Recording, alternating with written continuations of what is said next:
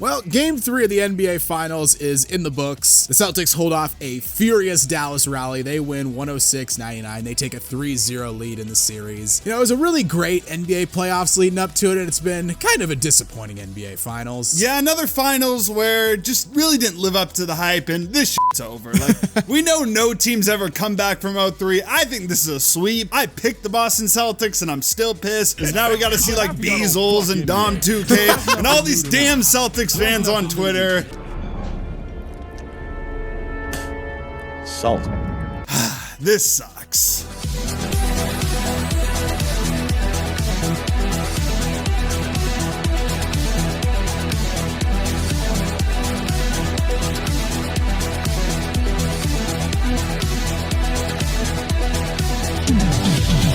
Before we start talking about the Celtics, if you haven't already, make sure to leave this video a like, give us a subscribe, and hit that notification bell so you never miss out on one of our videos.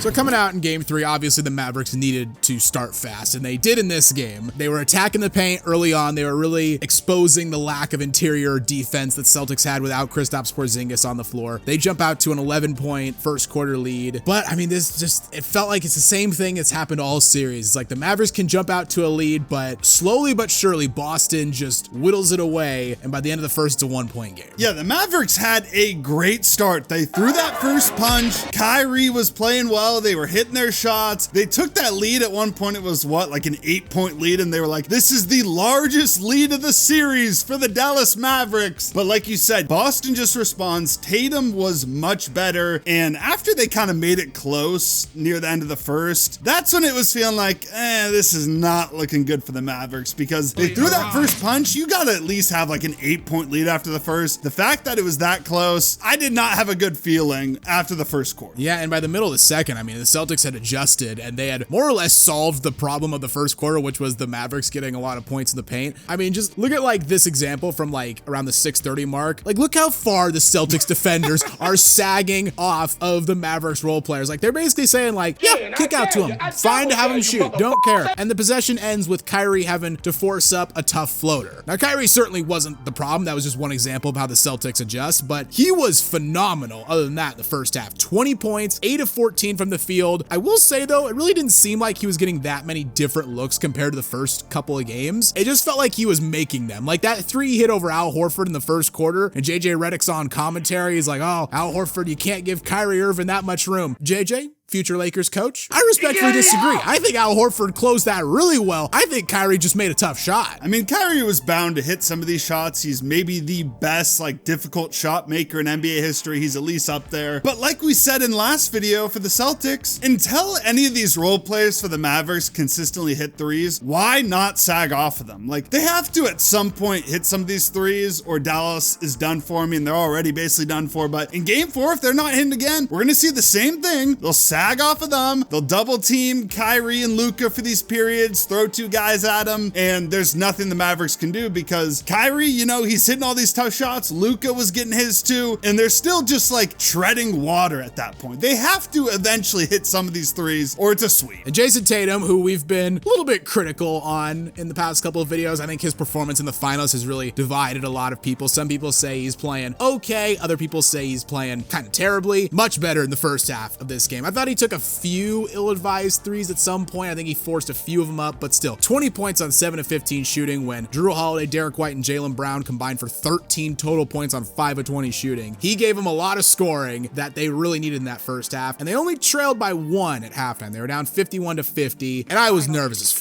at halftime. I gotta be perfectly honest, because Luka and Kyrie were both playing well, yes, but Kyrie had 20 and Luka had 17. But this felt like it was not sustainable in any way. You look at the rest of the role players for the Dallas Mavericks. In the first half, they did not show up. PJ Washington, he was solid in the first 2 games, had 1 point at halftime. Derek Jones, who's been great all playoffs, he's been hitting threes all playoffs, he had 2 points. Lively missed that dunk. I mean, it got to the point where Jason Kidd's like looking down that bench. He's like, fuck it, we'll throw Tim Hardaway Jr. in. He goes 0 for 7. We'll throw Dante Exum in. Jaden Hardy, he was like, I'll throw anything at the wall at this point and see what sticks. And then the Celtics, meanwhile, like, even without Porzingis, they have so many many dependable players. Their spacing is way better. They can drive and kick. The fact that like Jason Tatum and Jaylen Brown can basically keep up with Luka and Kyrie, then it comes down to the role players. It's not even close. The Mavericks cannot keep up with the Celtics role players. Like even Sam Hauser was holding his own on defense and hitting open threes. The Mavericks have no answer for that. Yeah, and going into the second half, I mean, it felt like in the first half, the Celtics are getting better looks. They're just not making them. And then the third quarter started. They were getting those same good looks, and they hit their first 8 shots. And for the Mavericks in the third quarter, I mean, it was tough because on one hand, I felt like Luka and Kyrie were shooting too much. Like I felt they were too many possessions down the floor where they were forcing up tough shots. With 5 minutes to go in the third, Luka and Kyrie both individually had more shots than the rest of their team combined. To me, that can't happen. But at the same time, any time one of the Mavericks role players got a chance, they fucked it up. Tim Hardaway especially missed that wide open 3, and then a couple plays later takes one of the dumbest fucking shots you'll ever see from the left side of the court and just gets it swatted. Like I felt like they weren't given enough opportunities, but anytime they were given an opportunity, they fucked it up. Yeah, that Tim Hardaway, God, that shit,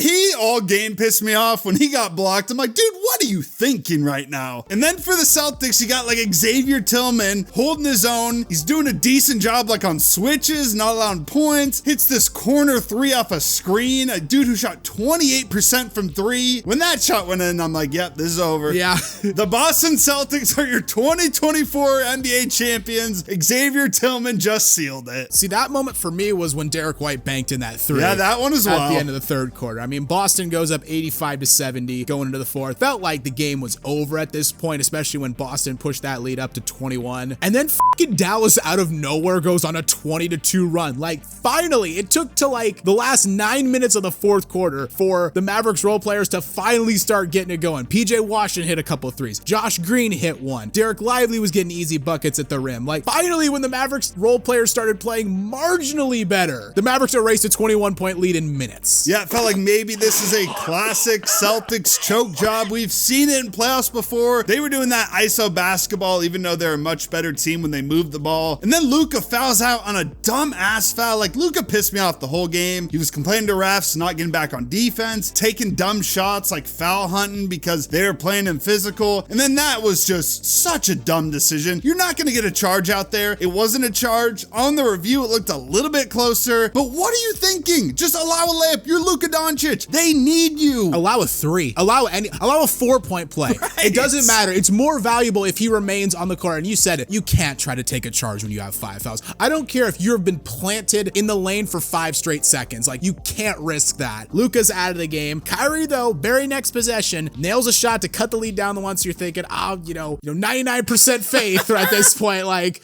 but, the dream was dead. Derek White and Jaylen Brown made some clutch plays. You can make the argument that Dallas got hosed on a few questionable calls, but at the end of the day, they dug themselves a 21-point hole, so they have no one to blame but themselves. Boston wins 106-99. Tatum cooled off quite a bit in the second half, but Jaylen Brown drops 24 points in the second half to lead the Celtics. Of course, Boston's up 3-0. No team's ever come back from a 3-0 deficit. In terms of what the Mavericks can do just to get a win in the series and not get swept, I mean, if I know at this point. I mean, they're getting, they tried basically everything. They're getting slaughtered on the defensive end because Luka can't stay in front of your granddad out on the floor. I don't know if it's the injury, if it's fatigue, or if it's a combination of both, but every time he gets beat, the Celtics just drive and kick, they move the ball around, and they get a wide open shot. And then on offense, I've been saying it all series, they need anybody. They need a Sam Hauser. I criticized him in the game 1 video, and some people got on me. They would love to have Sam Hauser come in for them and just hit like 2 or 3 3-pointers. Yeah, this shit's over. Yeah. It's, in my opinion, they're getting blown out in game 4. I don't know if they're getting blown out. I weirdly feel like they're going to have another heartbreaking loss. Maybe. That sometimes happens in a sweep. It feels like it's one or the other. I mean, I picked Boston because I thought they were a good matchup defensively to stop Luka and Kyrie, and I thought they've done pretty good on them. And then their role players are so much better. Like, Derek White is their 5th best player. Kristaps Porzingis is out. We didn't even notice it. And then you got Xavier Tillman, Sam Hauser coming in and making plays. plays. Credit to this Boston team. Also, Joe Mazzulla, dude's a genius. He's coaching circles around Jason Kidd right now. An amazing coach. Ime Udoka messed up. He could have been winning a title right now, but we all know what happened there. They're just the better team. We said in the last video, there's not much else to say at this point. The Celtics, they're going to be your champs, and just what a team they are. The only question is whether tonight's a stopgap or a coronation.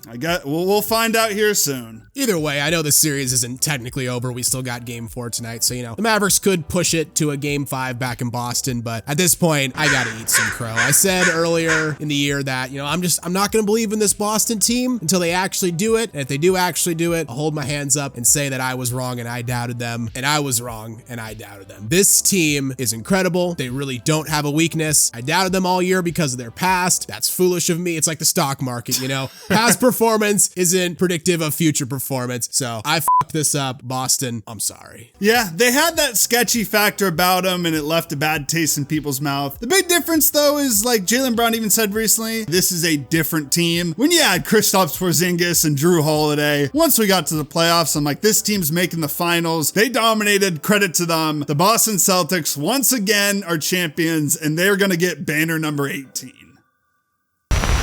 That's the video, guys. Do you think Boston wraps it up tonight in game 4? Love to hear what you have to say in the comments down below. If you enjoyed the video, consider leaving it a like, as it really does help us out. And while you're here, why not check out some of our other videos as well? And don't forget to subscribe to Synthetic Sports.